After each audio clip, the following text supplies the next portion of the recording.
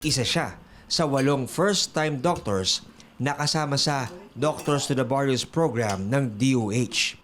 Ayon sa magulang ni Doc Ned, bata pa ito, pangarap na raw ng anak nila na maging doktor.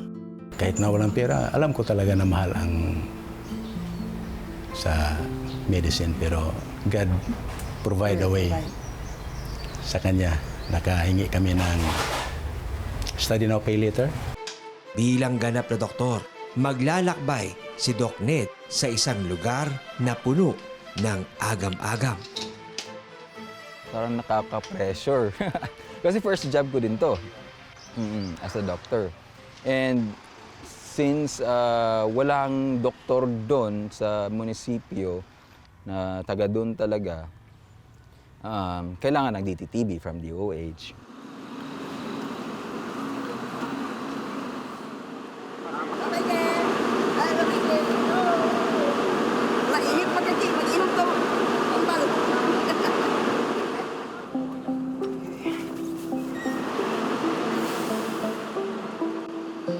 Sinamantala ng doktor ang mahabang biyahe para itulog ang sama ng pakiramdam.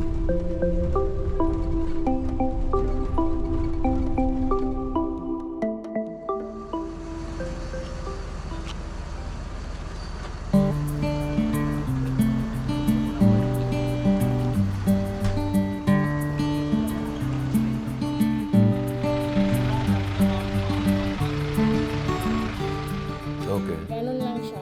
So, conduct epidemiological... Bago tumulak ng sulu, binigyan ng maikling orientation ng kawani ng DOH si Doc Ned ukol sa assignment.